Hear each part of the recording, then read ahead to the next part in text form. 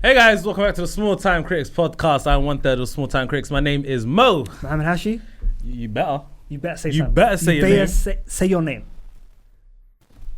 Come on, you're wasting that, bro. Oh, nice to meet you. My name is Tristan. But nice to meet you.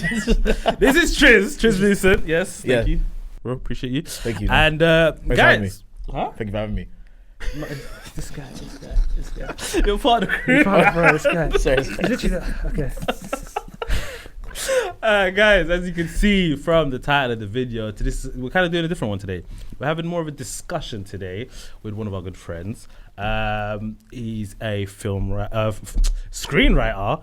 director, and actually, I would say I saw on your bio, comic book nerd, which to me is like the most important part. Love that. Do you know what I mean? And also a movie lover just like ourselves. We have Rob Ayling in the building. Everyone round of applause. Thank you. That's very sweet. Thank you for being here, Rob. No, it's been a pleasure. It's an absolute pleasure to be here. Yeah.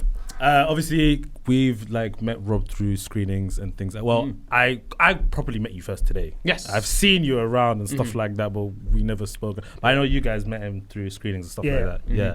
So obviously, like I said, Rob is a director.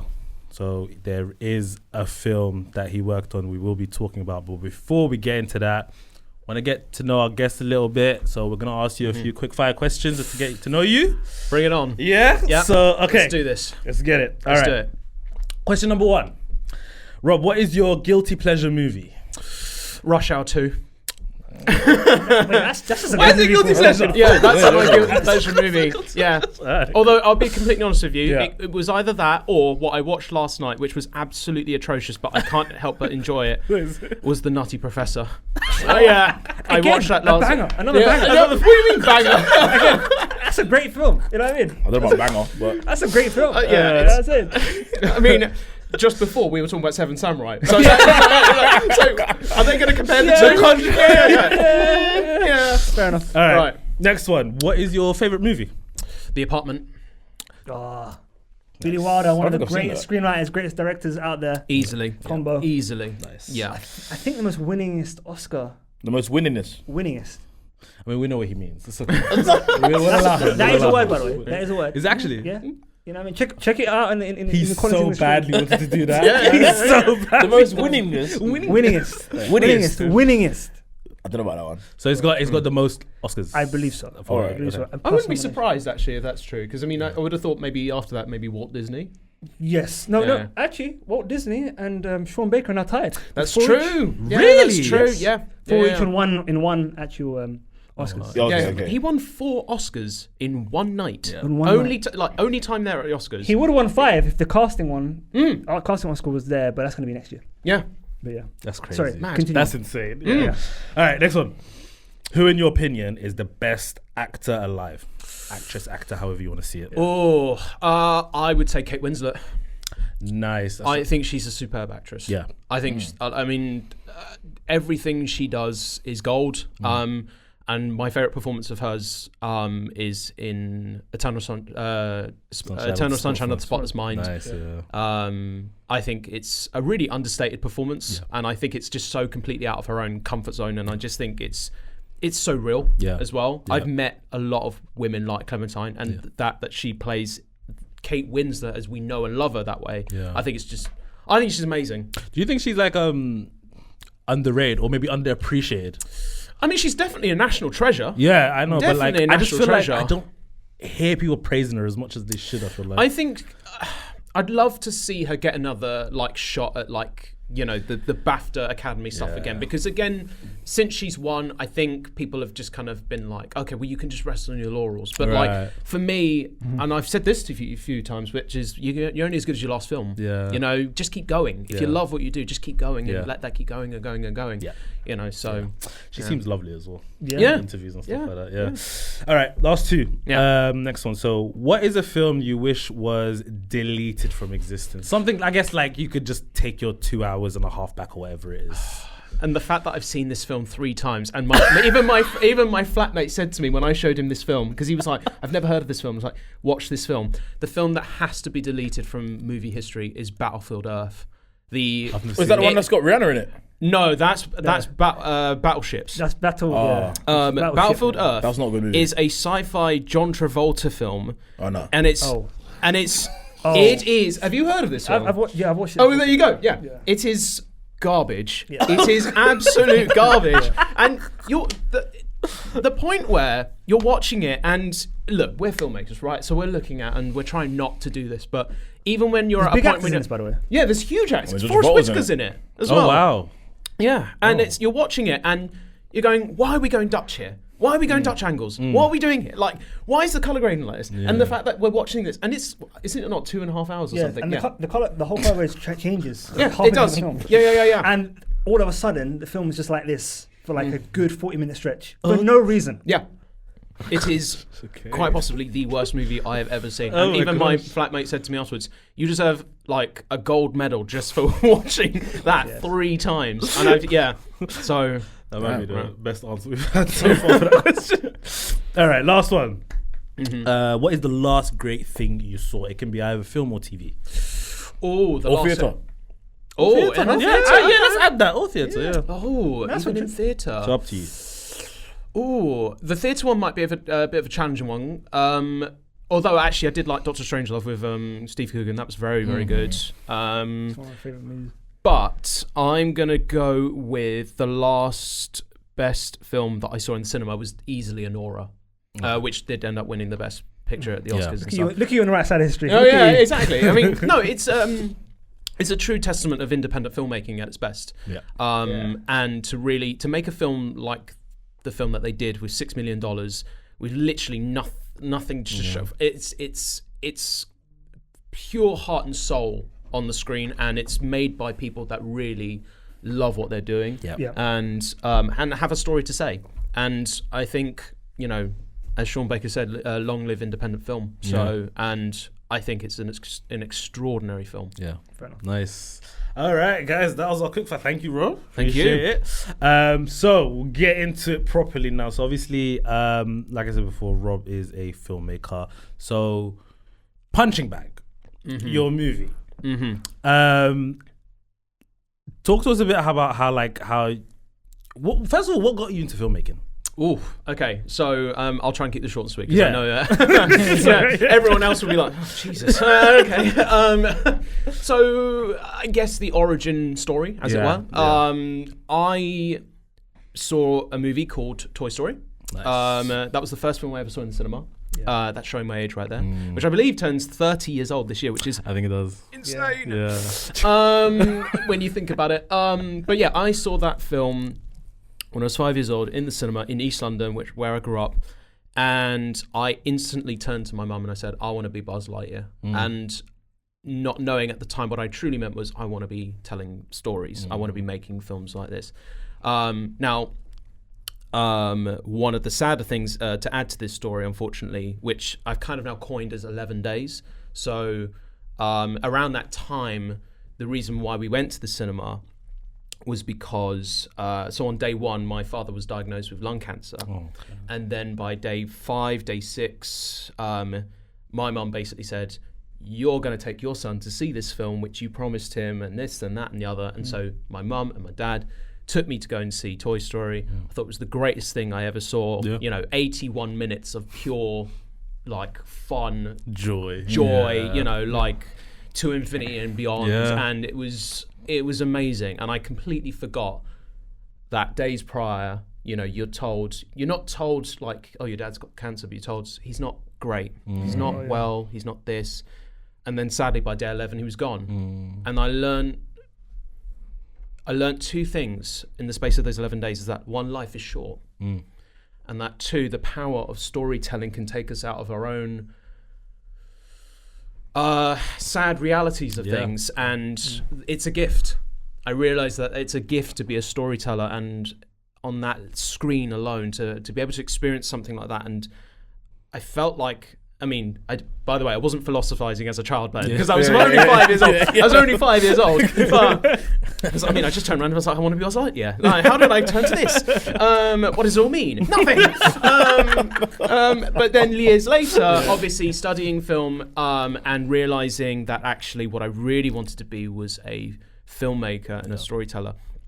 through seeing various films afterwards, that was the real driving force. Then realizing, if I can give back that same feeling each time to an audience member who just want that escape, that's a gift. Yeah.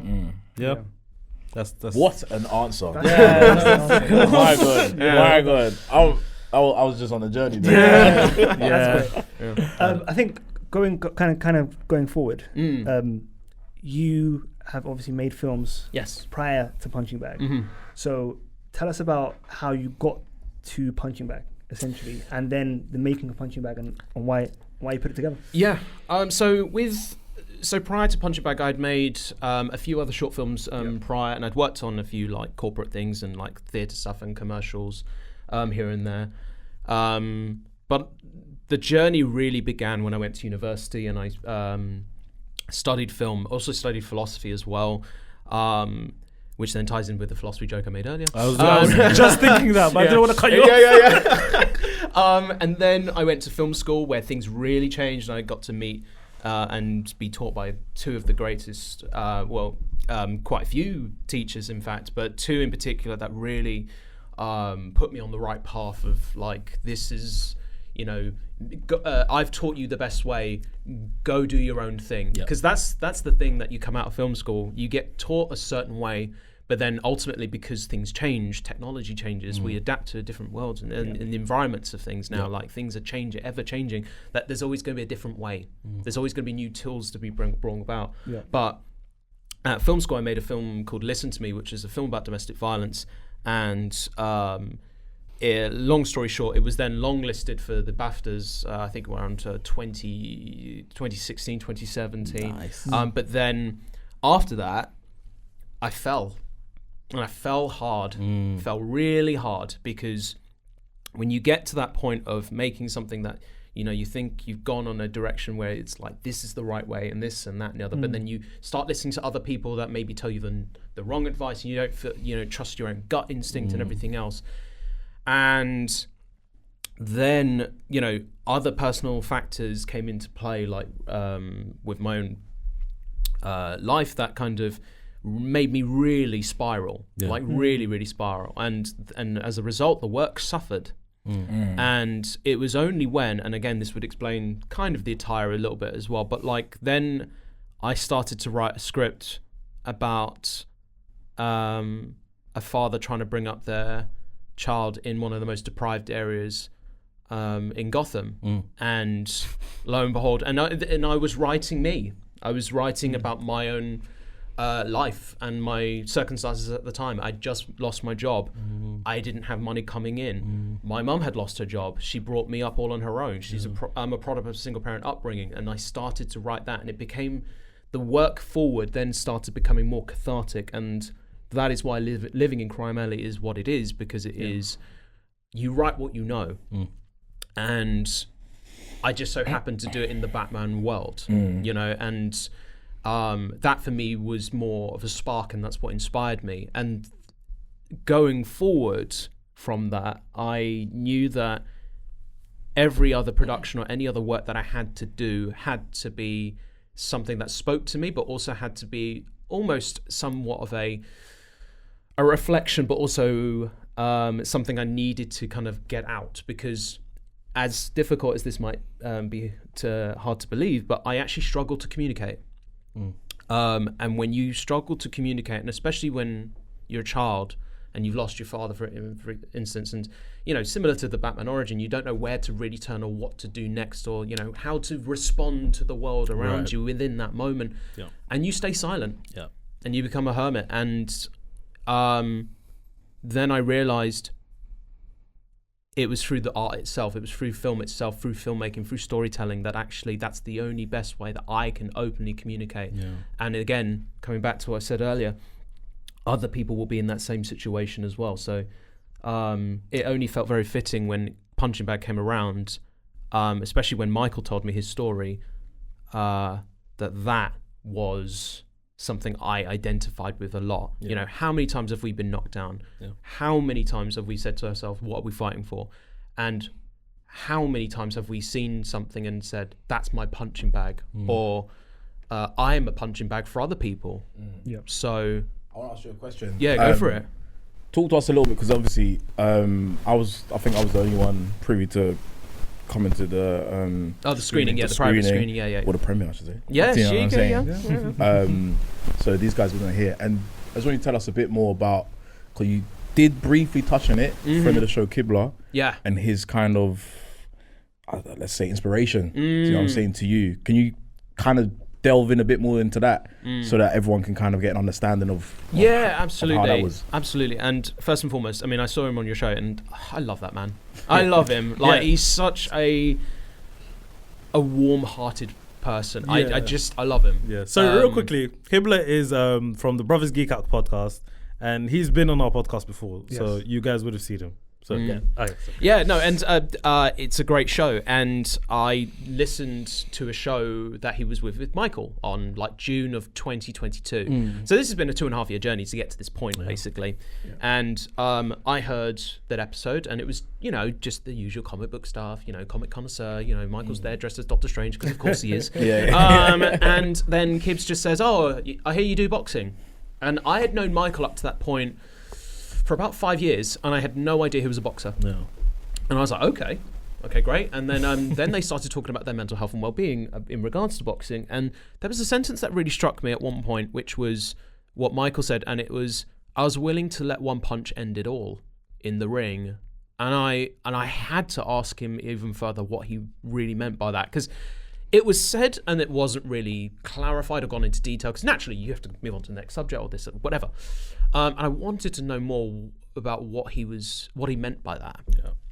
And I then had a private conversation with him, and he had told me that, you know, he was suffering very badly with his mental health and well-being, to the point where he would drop his guard in fights. He would purposely go for bigger opponents and drop his guard. Punishing himself almost. Literally using himself as a literal punching bag. Literal punching bag. And I thought, I've never really seen that or heard that before in any kind of boxing drama or any story. So, and then I even said at the time, and it sounds like a joke saying it this way now, but like I said to him at the time, I don't know if anyone will come about it. You know, like just like the conversation, but it was the fact that we were able to have that open conversation was a big step for both of us, because I think, and I don't think I speak badly here or even like harshly, but I think it is tough for men to openly speak about their own mental health and well-being, because this perceptions or this idea of what it means to be a man. Yeah. You know, like what I say to that is, well, what the hell does that mean? Yeah. You know. Yeah. What the hell does that mean now in this day and age? Yeah. And but to have not one but 3 people have opened up a conversation like that, I think was a really beautiful thing. And then over time, again, as I mentioned before about reflecting on oneself and looking back at, you know, your journey so far, and then hearing that sentence of, "I was willing to let one blow end it all." I've been there several times, sadly, and hopefully not anytime soon. But you know, we've all probably been there at some point in our life, and it then became a very fitting thing for me to then realize there is definitely something here. I don't know what it is. It's either a documentary or it's a film. Or it's something, and then eventually, you know, a few nightmares later, and I then came up with the concept for Punching Bag. I want to ask you another question. So after kind of going on the journey of making the film, the funding, everything, what would you say that you've learned the most about yourself after this? That's an excellent question. Even though the journey's literally just started. Well, yeah, I mean, ironically, it's starting again, isn't it? But I think the biggest thing that I've learned is, honestly, the pure investment in yourself. Because if no one else is willing to invest in you, why aren't you investing in yourself?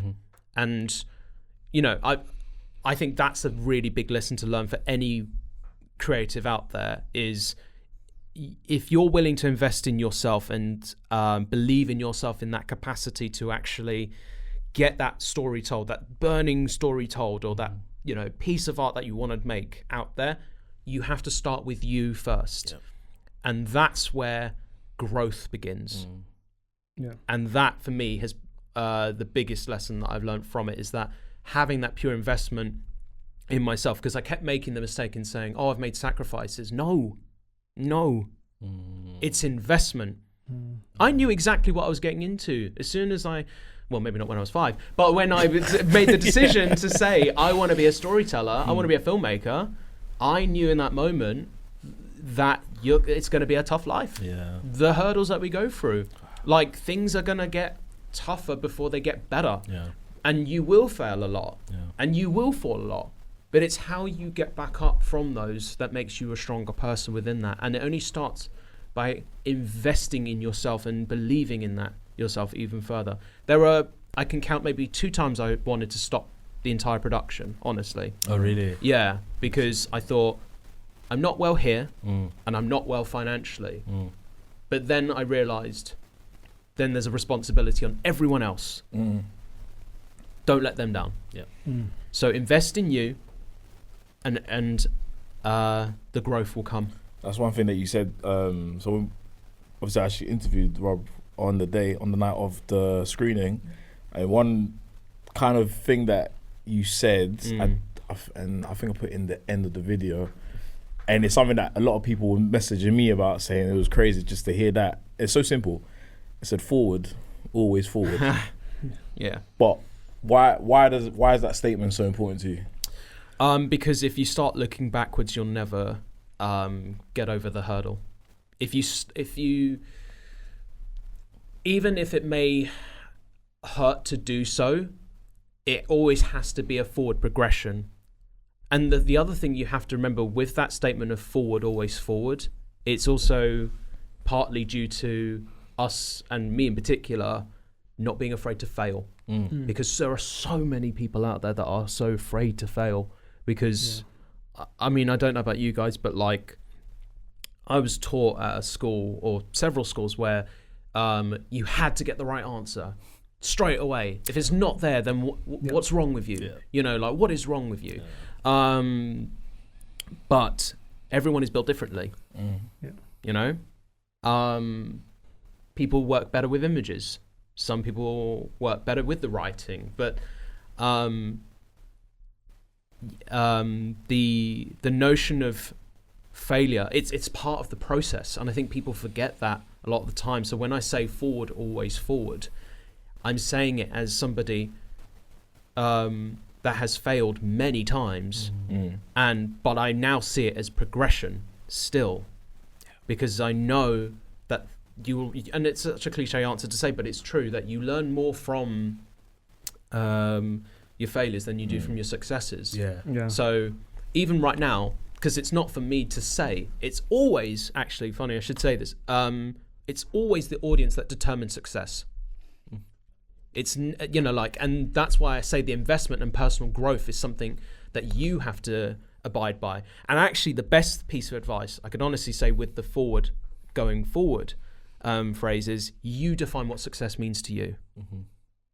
That is something I wish I'd been taught when I was at school. Yeah. I want to ask you, actually.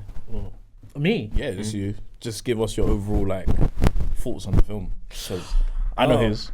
Yeah. You know definitely know mine. Oh, yeah. You don't know we haven't heard from. I mean, just on like a surface level, I'm a boxing fan. I've been a huge boxing fan. Well, I boxed a little bit back in the day, but nothing like Michael, obviously. So I'm a big boxer. So I did really appreciate this movie, but what I appreciate more is just like the message you're putting across there, and how important it is, and the fact that like I can see so many people going through the type of things that Elijah really is going through in the film. So I really appreciate that, and not just the story, but just like kind of like the way you filmed it. I kind of like, there was like parts where it was like grainy and things like that, and I was like, oh wow, this is a interesting choice, but I appreciate it. Do you know what I mean? So I really enjoyed that, and off camera we were talking about like locations and stuff like that, and how the boxing gym, for example, that you guys selected to film those scenes in, just like the lighting that was used for that and whatnot, is just, I really appreciate this so much, man, without getting into spoilers obviously, but I'm thoroughly impressed. Thank you. I really appreciate that, and that means a lot coming from you guys. And I mean, we didn't make it easy on ourselves. Yeah. I mean, let's be honest. I mean, it's a boxing drama about mental health and well-being with a little bit of alcohol abuse, with a little bit of self-harm. You know, like, and you threw it all in. Just throwing it all in there. And make action set piece as well. And make an action set piece as well. And we shot on film. We shot on 16mm. Sorry, so, by the way, the choreography. I was like, are they actually hitting each other? Yeah. At one point, I was like, this is like the way you were doing it with the way you were filming. I was like.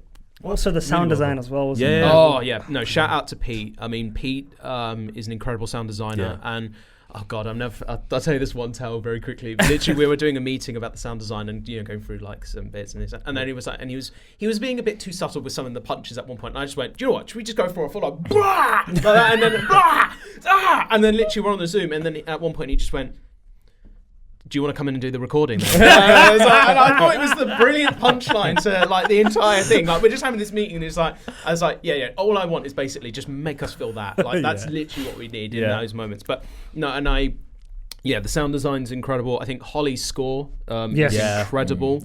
And I did say at the screening, and I'll say it here, she is a genius. But it's easy. It's quote unquote. It makes your job easier when you work with people that believe in you, first of all, and believe in the vision, but also they can bring something of their own to the story. And honestly, like, and it sounds corny to say it this way, but like everyone had a connection within this film and this subject matter. And Ewan is probably the best example of that as well. And without going into his story, because that's not my place to say, but Ewan, the fight coordinator, when he read the script, he said, there's a lot I can, relate to within this. Yeah. And then it was about, okay, what's the story that you want to tell through the fight choreography? And that is what we have as a result. Yeah. And it makes it easier when you've got somebody who's a former boxer, first of all, many martial arts skills. And he's worked on like Rings of Power and, he's a stunt performer. And he's done a lot of good stuff. And all that knowledge and all that experience to come into that square space and create, for me, what I think feels like a pure fight for not just a physical bout, but like a mental bout within that as well. So it's I can't praise Ewan and the rest of the team enough, and I feel honestly, I meant what I said. I feel immensely blessed to be to have an incredible team involved within this as well. And massive shout out, of course, to Candid Broad Productions, Ariane and Ananice, who two incredible storytellers and forces to be reckoned with. So they're gonna go far. Yeah, they're gonna go really far. And so you, man. So and you, that's sweet. I just have to say though, like I think it's like, I don't know about you guys. I think it's kind of like this movie it's not like it's super long movie or anything like that. But I think it's incredible that like you can kind of say so much without saying so much. This movie isn't dialogue heavy. Do you know what I mean? But at the same time, through these actors, the actions, the way you're doing edits, testament to the directing as well. Yeah, the way you're doing edits and cuts and things like that. I'm like, oh wow, so much is being said. So I applaud you for that. Yeah, honestly. I really want to see you behind the scenes when you were shooting the boxing. I actually want to see how you was holding the camera, what was going on, who was doing what. I want to see that part. I mean, if you can believe it, because this is I don't know if I've said this already, but we shot this in 3 days. Yeah. And we shot. I was gonna ask you that. And we shot the fight scene in half a day. Yeah. Oh, okay. You knew exactly what you wanted. Yeah, exactly. And look, I'm a storyboard concept artist. That's how I made way up into the industry. I was a former cartoonist turned director, and so I storyboarded everything. So I was very particular on how I wanted things. So again, this is all meticulous planning. Quite literally, you show me some of the storyboards. Yeah. What you see on screen is what he's already drawn. Storyboard, nice. So vision. And I think before we end, sorry, quickly. In regards to what's next with the film, tell us about that going forward, how the audience can see the film as well. The film won't be released for some time, if I'm honest with you, just because with a film festival circuit, we've got to abide by certain rules and like certain premiere statuses and things. But we have submitted it to film festivals, some BAFTA and Academy qualifiers that we're hoping to get into, which would be amazing. Fingers crossed. Absolutely, fingers crossed. But I honestly, and it's not me like saying this as like someone in a negative Nancy or anything like that. But this comes down to my definition of what success means to me. The fact that I was able to make this film is a true gift to not just myself but to everyone else as well, because there was a huge responsibility and there's a huge, like I said, but didn't make it easy by all these other different hurdles, plus shooting on 16mm film, which explains the grading and the graining, by the way. And it's been a journey, and to be able to come out of it and say I've made that, I think that's a true success for me. Whether or not the audience like it or not, because I know that's not going to be for everyone. That's the thing, because people aren't always willing to open up about that discussion. And there can be negative connotations towards boxing as well. But if people really took a chance on it, and especially, and again, not to big myself up too much here, but mainly I think this is down to Steven's work, the DOP, but that opening shot, I mean, if you know what I mean, you know what I mean. If you're not invested, or at least on the same journey or path as we are, then it's not for you. And that's simply it. But I can honestly say that whatever festivals it does get into, it will be programmed and respected from those programmers. I'd much rather be accepted for the story that we intended to tell, and they appreciated what we wanted to say through and through, than be accepted by someone or a festival that would say, yeah, that might tick a few boxes. And that's not my gain. No, I get that. And like you said, just even completing the project in itself is a success in itself. So it's incredible. One of the things that I think many people today, and I hope you don't mind me saying this really quickly, but like, I think this is one of the problems that we're facing right now in independent film. Is that people are starting but they're not finishing. And I think with any piece of art, or because no one goes out to make a bad film. Let's just say that very quickly. No one goes out to make, unless you do Battlefield Earth. Well, I mean, look, maybe intentions arise. Who knows? But no one goes out to make a bad film. But the biggest crime that we can make as storytellers is starting a story and not finishing it. It breaks my heart when I hear those stories, like where they start but they don't finish.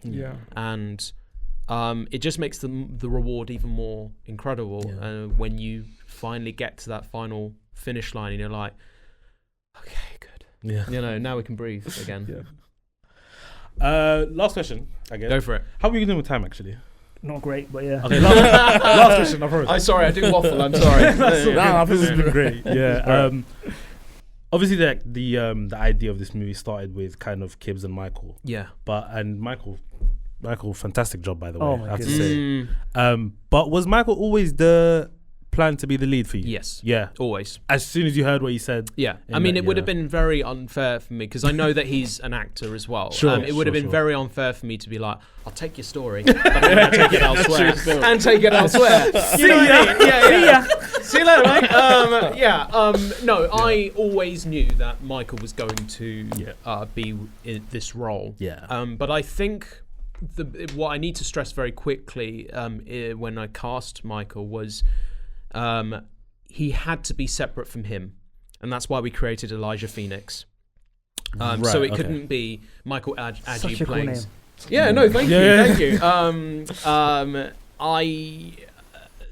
I had to make sure that it wasn't Michael Adji playing Michael Adji, even with a different name. He had to separate himself in some capacity, because I know that he was going to bring a lot into this. I'm sure he won't mind me mentioning this, but he went on a no sugar diet for over 120 plus days. He was training, 2 or 3 times a week for this, to really get, to be camera ready. And as I said, it was 2.5 years to get this film made. And so it was a lot to ask of him from the point I said, we're going to do this. He kept the training up that entire time. That's another key bit of responsibility right there. I can't let that man down. I can't let him down. Dedication. He's dedicating himself to his craft. I'm going to do the same there. It's like, why shouldn't you, right? Exactly. And that's why I took up boxing as well, because I wanted to understand his process within that. I'm asking him to get in that ring and along with Mark, the opponent, to take hits as well. Yeah.